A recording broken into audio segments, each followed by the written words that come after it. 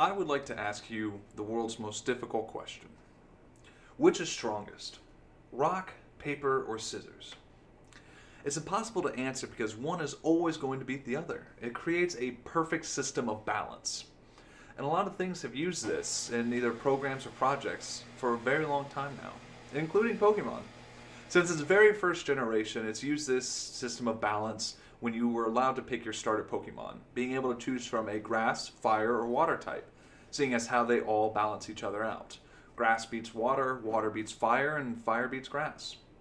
But in the very first generation, there were three starters: Bulbasaur, the grass type, Charmander, the fire, and Squirtle, the water. And of those three, Bulbasaur is easily the best starter.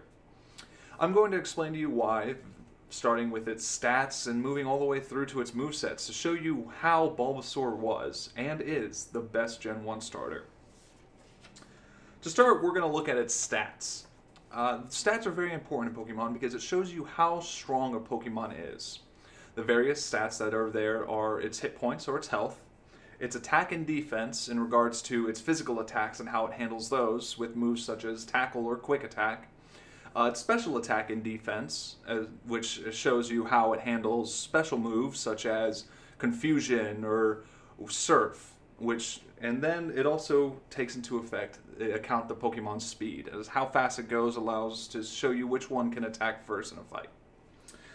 Bulbasaur's base stats are the best, starting with a very strong HP and a very strong special attack and defense. Altogether, its total amount of stat points are 318.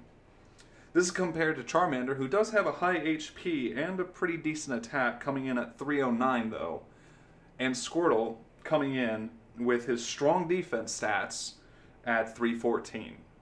On stats alone, Bulbasaur is already right out of the gate with the highest HP, which allows for it to take quite a few more hits, and its special attack and defense, which means it's going to be a powerhouse when it comes to getting hit and being able to deal it back. But there's more than that to it as well. It also has a very strong tactical advantage. Throughout the game, you have to go and compete at gyms, which are basically boss fights throughout, and they go through type differences.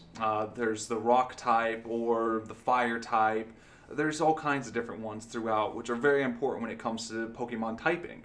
One is going to always be stronger than the other. This plays a huge role in this, seeing as how Bulbasaur has a massive advantage over the first three and is on par with the fourth. The first four gyms you encounter in the Generation 1 game are the Rock Gym, the Water Gym, the Electric Gym, and the Grass type gym. Bulbasaur has a strong advantage against the first two, the Rock and the Water, seeing as how his type advantage beats both of those. He's also resistant towards Electric type moves, giving him a strong ability to take on a lot of hits from it, especially with its special defense stat.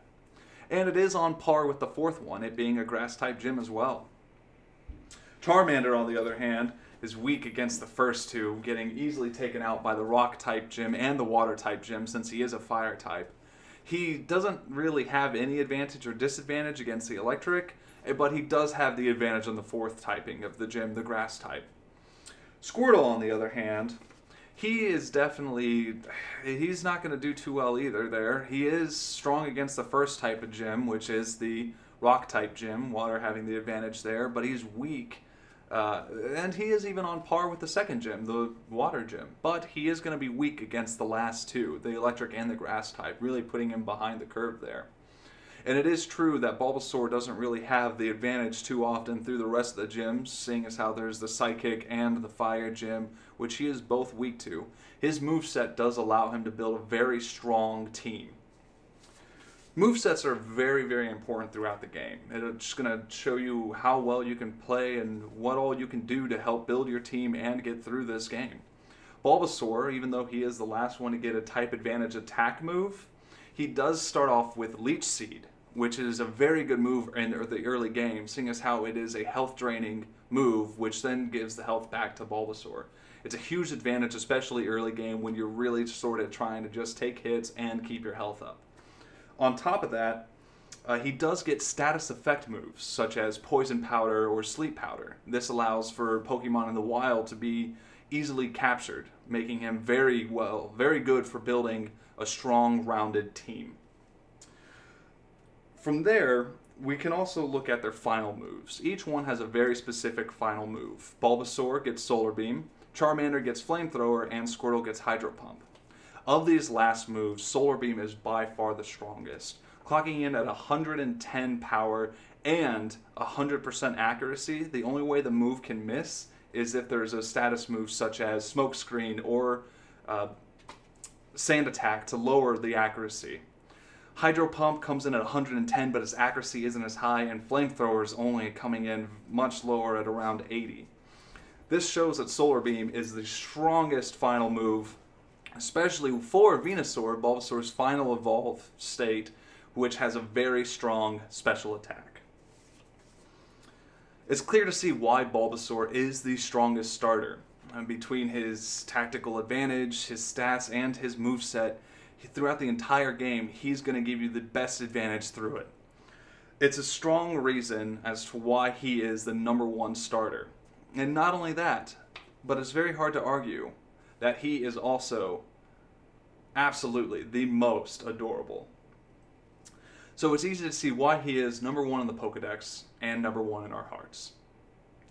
Thanks for listening, everyone.